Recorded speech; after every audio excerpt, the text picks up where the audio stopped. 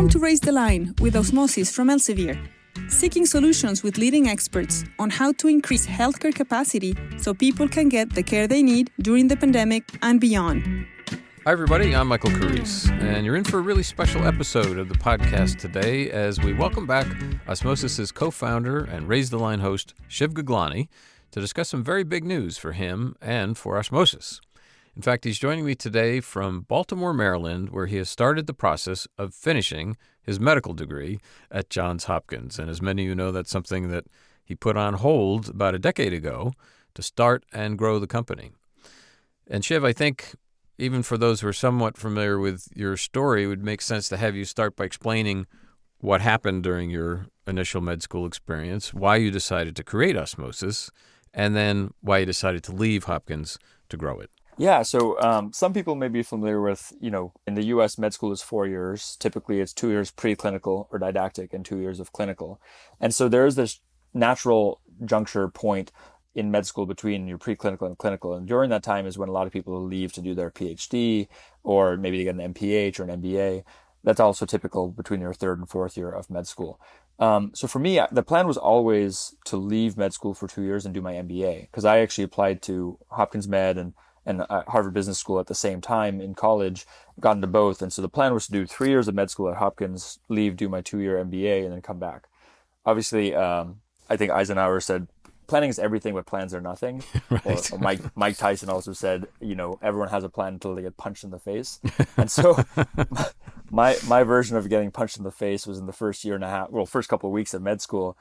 I was like, wow, this is a great institution. Obviously at Hopkins, we have great mentors, great researchers, great clinicians, but the way we're teaching people is pretty antiquated. And that's across all med schools, I found. It's lecture-based, it's passive learning. The professors aren't trained to be educators. And back then, flipped classroom wasn't in the vernacular in medical education. It was starting to get in the vernacular because of Khan Academy in K-12. And I had a background in education. My co-founder, Ryan, who's my anatomy partner, had a background in neuroscience as a PhD. And so we started just kind of wanting to solve our own problem. This was like fall 2011. And then we started hacking around and built what would become Osmosis. And between our second and third year, we had this natural jumping off point, as I mentioned, where we got into this tech incubator called Dream It Health, moved to Philadelphia and started building this company. I still went to business school and did my 2 years. You've met my mother, Michael. You know that she actually said, you've already kind of dropped out of med school. If you don't go to HBS and finish your MBA, we're going to have a real reckoning here. So I went and did it, and it was good advice. She seems like such a sweet person, but I'm sure there's a ramrod steel backbone there that you have to confront from time to time. It definitely. I mean, she's definitely mellowed out over time, and she is sweet. It's good intentioned, well-intentioned advice, and she was right. I mean, the HBS was a wonderful experience and really helped us succeed with Osmosis, because actually the first money and advisors I got from that were my business school professors from HBS, and that obviously helped us grow and helped Osmosis reach the stage it's at right now. So anyways, went full-time onto Osmosis after business school in 2016, and we grew it basically 5 years straight. And went from about 4 employees to over 100 employees. We went from a couple thousand users and maybe like a handful of med schools that had bought it to now we have over 3 million registered learners and over 200 institutions all around the world that have used Osmosis. And we were acquired by Elsevier a year and a half ago, as mentioned. And so that gave me the freedom because up until then, I was basically the person running Osmosis as CEO. Now that it's part of such a storied legacy company that's been around for 140 years, 14 times as long as Osmosis has, I felt very comfortable handing off the reins for day-to-day management to Derek, who's our COO, and Hillary, who's run our people team and culture team for a long time, and basically taking a step back and figuring out what's next. And fortunately, again, just like Year of the Zebra, Jan Herzog, Elizabeth Munn, Kumsal, Bayezid have all been very supportive of my personal goal to go back and finish med school, while continuing to kind of consult and be engaged with Elsevier and Osmosis. So I'm not like leaving Osmosis. I'm more just changing my role where I'm not managing anybody and I'm just diving back into the day-to-day of being a med student. So when you look back at all of this, what do you think the key insights were that you and Ryan had about medical education and how you wanted to change it? And have you done it? How would you assess the impact of Osmosis? Yeah, it's a really, really good question. I think the key insights were several. One was that we talk about evidence-based medicine and doing randomized controlled trials and whatnot to make sure we're giving our patients the best treatments and drugs and procedures available. But not many people at the time, again, we're talking about evidence-based education, right? The research was clear on how people learn and how people forget, and how do you get them to get engaged in their education. But professors weren't being taught how to teach. And so we wanted to bring evidence-based education, tools like spaced repetition, test-enhanced learning, memory palaces, flipped classroom to medical education.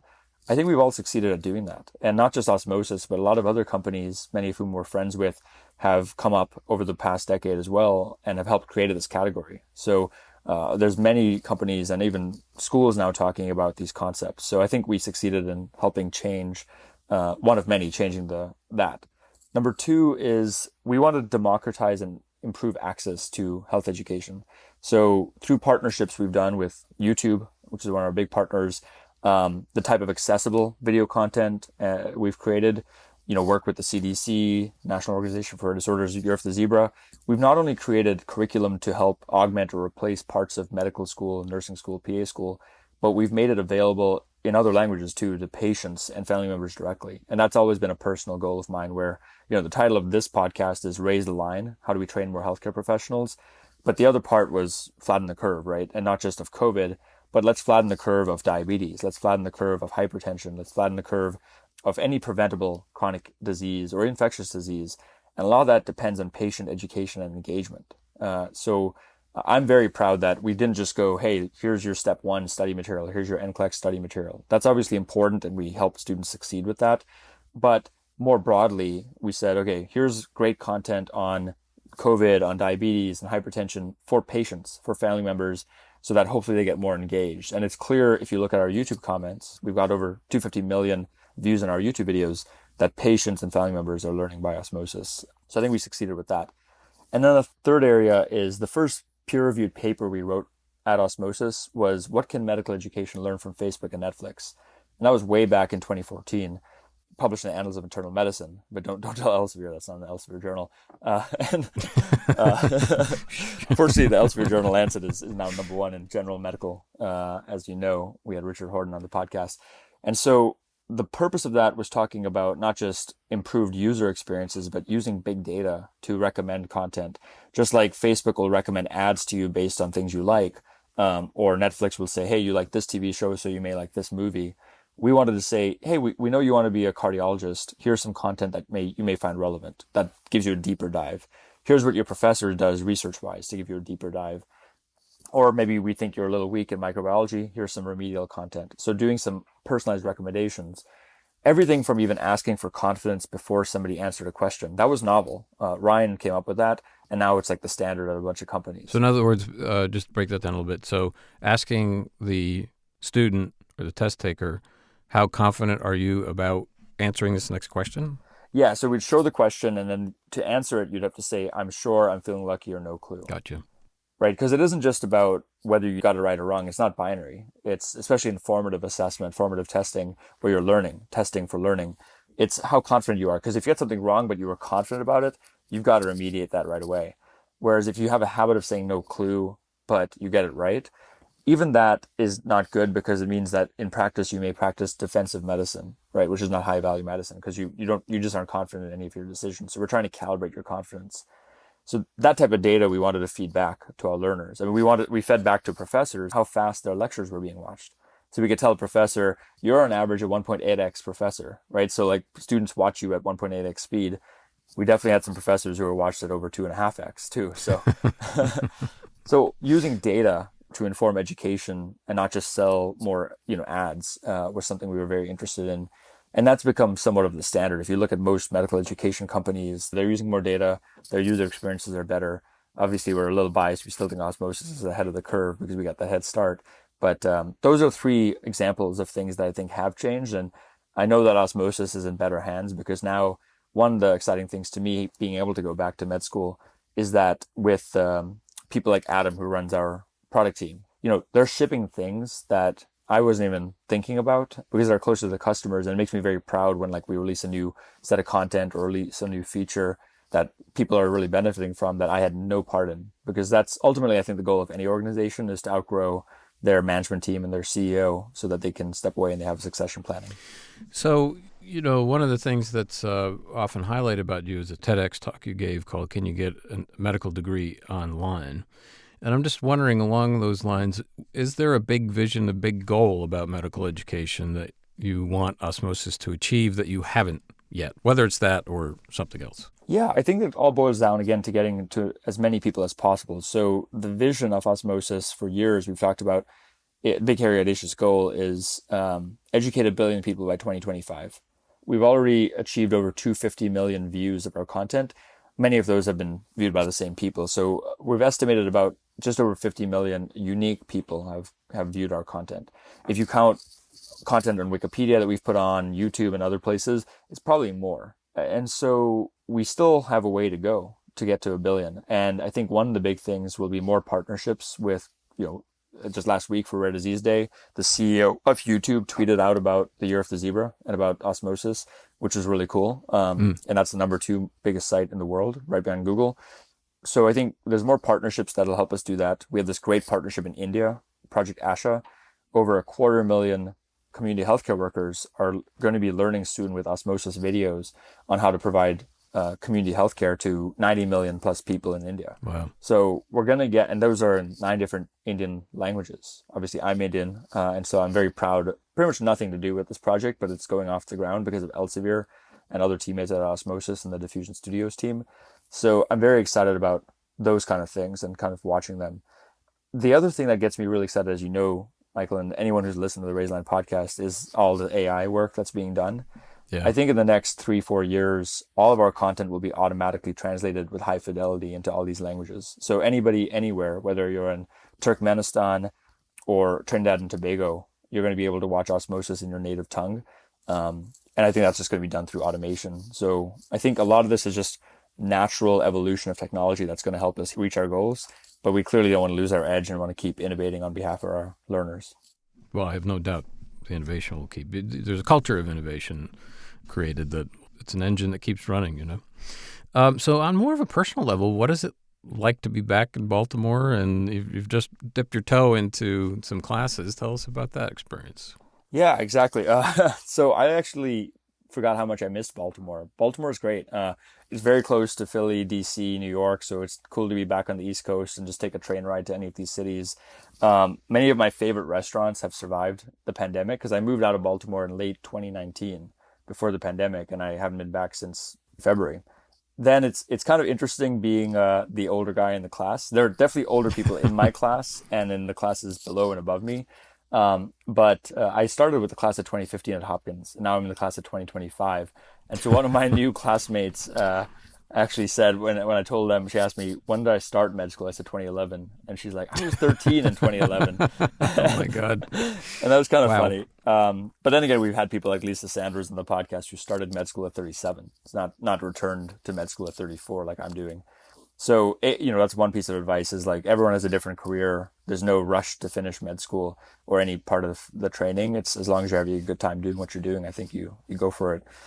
Let's see. As far as relearning, I'm actually very happy, one, how much knowledge has stuck because I've used Osmosis along the way, but also just, it's like riding a bike. So remembering how to do a surgeon's knot, remembering how to do CPR, these things kind of come back to you.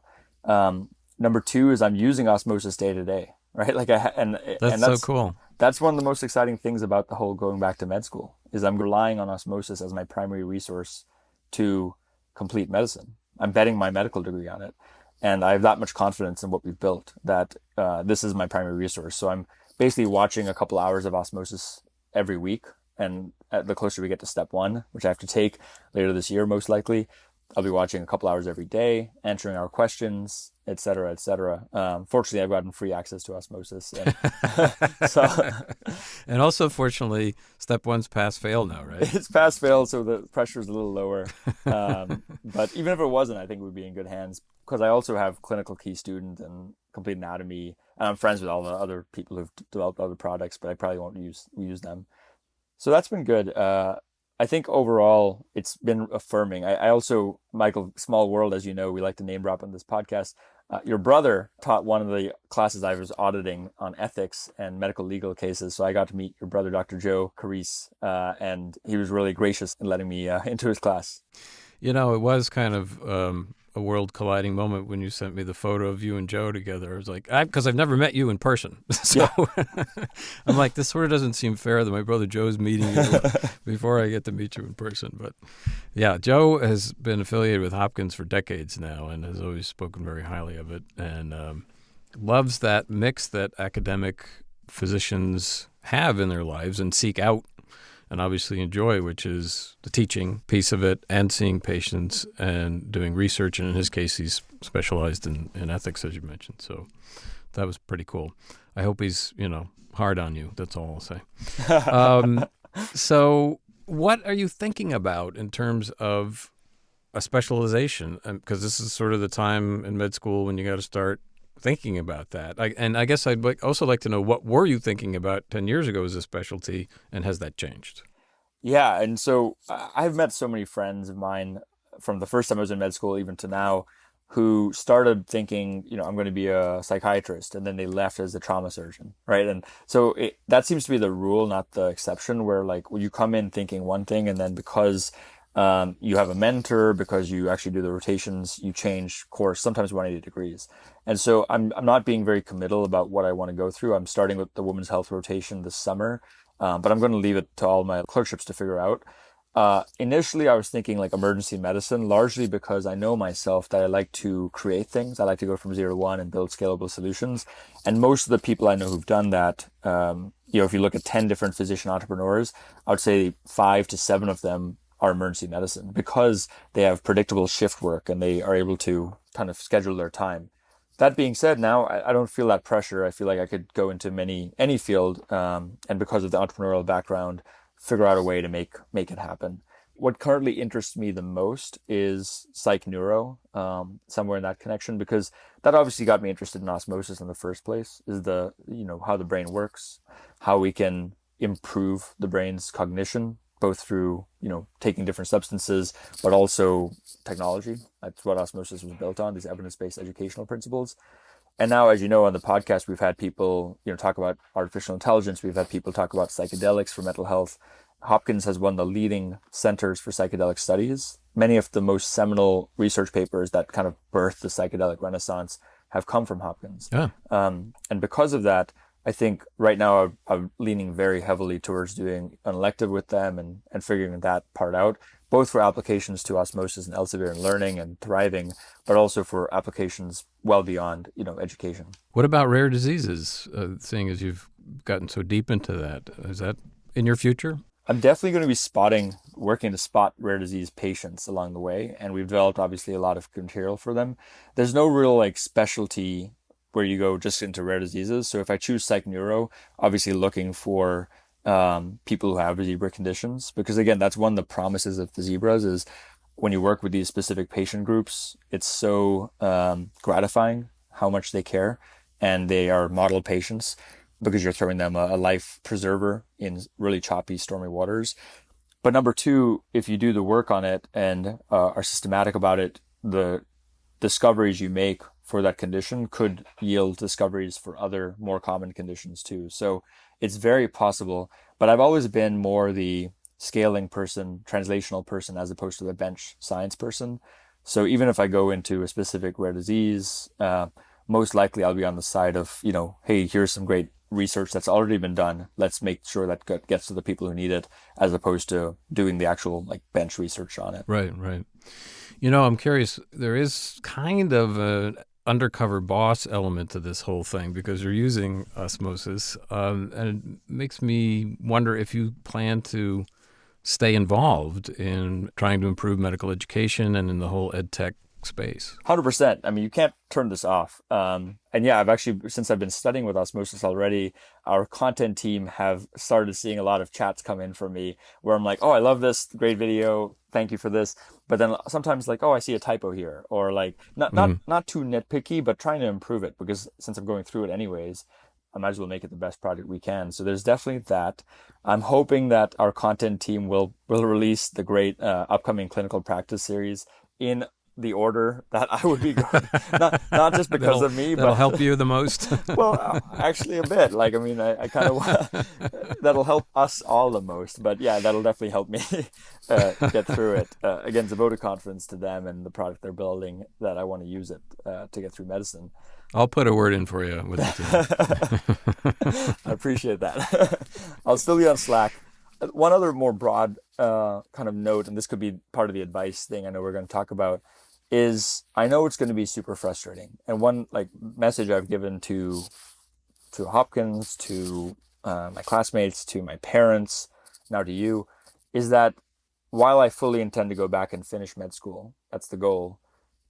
I only got through 2 years before starting Osmosis, and I'm very happy I went through that path and started Osmosis. So it's very possible that in 3 months, 6 months, 1 year, I say, hey, I think this is a better opportunity for my skill set to start this AI company or psychedelic company or to work with Elsevier on XYZ. And so it's possible I may not finish. And I want that to be clear because, people ask me often, like, how is it going to be not being the boss anymore? Or how is it going to be having to study all day, every day again? Or doing scut work, right? Where someone who's younger than you, a resident, is telling you to do, X, Y, Z. And I think all that stuff is good. Like, I'm very stoic in mind, as you know, and I think it's good practice. And taking these emotions that you typically feel and turning them into productive outcomes. So 2 examples of emotions that I want to turn into productive outcomes. One is fear, right? So we did simulations 2 weeks ago where you enter a room and there's a baby mannequin, like a mannequin baby, and you're with 5 other med students, and then suddenly the baby mannequin starts coding. You see their ECG is supraventricular tachycardia, which I haven't reviewed in a while. Most med students forgot that existed because they did the cardiology block a year ago. Obviously, in that moment, we're all fearful. We know it's not a real baby, but if that actually happened, it's pretty scary. And so, we do the simulation. Unfortunately, the baby didn't make it because none of us knew how to respond, but then we learn. And then the next simulation, we save the baby. So on the other side of fear is growth, right? And that's not just in medicine, but in any capacity. And so I'm going to be hyper attuned to the things that make me fearful, whether it's like doing a procedure, like placing an IV or taking step 1, things that make me fearful. I just reminding myself that on the other side of that fear is growth. And then the other piece is frustration, right? So I'm pretty easily frustrated by things. That's part of the entrepreneurial kind of bent. So I was really frustrated by how inefficient lectures were, hence Osmosis is one thing. So I'm going to be really looking for things that frustrate me. Like, why is this EHR so broken? Why are my fellow med students or residents or attending spending so much time in documentation when ChatGPT exists these days? Why are these things existing? And so taking in a journal, like noting down this emotion of frustration, because on the other side of frustration is opportunity to help make things better.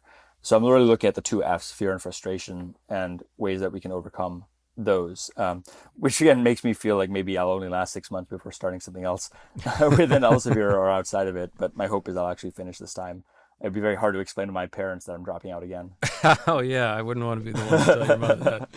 It just occurred to me, I'm not sure if there's a betting pool at Osmosis about whether you finish or not. I might have to start that. Please. So as you alluded to, and as our regular listeners know, we always like to end with advice. And I think in your case particularly, it's, what advice would you have to the med students and other health professions, learners, and early career folks, particularly with entrepreneurship in mind? What are your big takeaways in that regard? Yeah, I think people often assume, like they become a very fixed mindset and have an identity of like, hey, I'm a doctor, I can't be an entrepreneur, or I'm a med student, I have to wait. Clearly, that's not the case, not just because of me, but many other examples of people who left.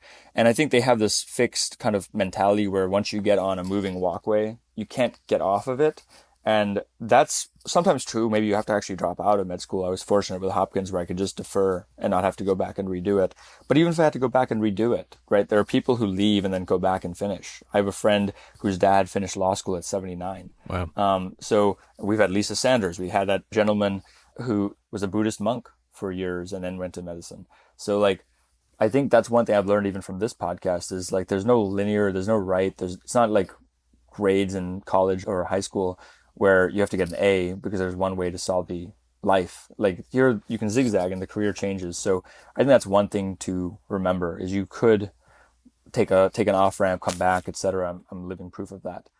I think the the two real timeless pieces of advice I like to give people that are not contextual, because all advice is contextual. Should you leave? Should you stay? All that stuff depends on the context and who you are, and there's no right or wrong. But the two pieces of advice that I think transcend context are relationships, right? So I just think that building strong relationships and meaningful relationships is always a winning formula for happiness, right? Because if you have people who support you, like I've had people at Hopkins or Osmosis or Elsevier who are just, we like each other, they respect, they trust, good things come your way, and vice versa. You just feel happier about the people you're with. So just investing in building those relationships, and it doesn't have to be hundreds. It could be 2, it could be 5, it could be 1, or it could be hundreds. Whatever you're capable of doing, I think building relationships is valuable. Number 2 is reading, right? So I really think what changed the trajectory of Osmosis, there were a lot of things, but I think that the period between late 2017 to early 2019 was an explosive year for us, partially because of compounding and luck and whatnot. But I think a lot of it too is I started reading a lot during that time. I wrote about this for Forbes: seed habits, planning your seed habits, doing strength training, and reading a ton of audiobooks. And some of these books, they shaped our culture. They shaped what we were trying to do. They shaped my personal philosophy. I still read a lot. And the reading is such an easy kind of growth hack to take someone's life, like Marcus Aurelius, his decades of experience 2,000 years ago, and automatically add that experience to your life, right? You're getting wiser, but not older. And so I think just reading as much as possible. If anybody ever feels lost, just start picking up books, and then the people you read will recommend other books. And if you just go down that rabbit hole, like within a couple months, maybe less, you'll develop some wisdom that I think will help you whatever you're facing. Because the problems you're facing generally are not unique. There are 8 billion people who live now. There have been over 100 billion people who've lived in the world. And many of the greatest thinkers have written books that have transcended centuries, have survived for centuries. And so the solutions you're looking for are probably in those books. You're like a poster child for lifelong learning. It's one of the great things about you. You're always so curious. So it makes you a great host of this show. And I know, Osmosis is a huge legacy to already have as a relatively young person, but it's not anywhere near the end of the legacy you're going to have. And if I could just make one note about Raise the Line, the podcast is a teeny little piece of what you've accomplished at Osmosis, but it has been just an amazing journey with you on this for 3 years, and I feel just very, very fortunate to have had the experience to produce it with you, and I really think we're doing the audience a service in helping them just sort of get a scan of everything that's going on and what they're stepping into and maybe where they can fit into this new world of healthcare. So with that, I will just say thanks for allowing me the opportunity to be part of this, and we're all wishing you all the luck in the world on this incredible adventure you're on. Thanks so much, Michael. And the feeling is mutual. I mean, I've launched a lot of initiatives at Osmosis, and I think the podcast is easily one of the best and one of the greatest experiences. I joke with all my teammates that I think I spend the most time with you because I've done so many Raise the Line podcasts. I'm sure the audience is getting tired of all of this, so we'll leave it there. But Shiv, again, thanks so much for joining us and sharing your story and your perspective, and good luck down there in Baltimore. Thanks so much, Michael. Take care. I'm Michael Carisse. Thanks for checking out today's show. And as always, remember to do your part to raise the line and strengthen the healthcare system. We're all in this together.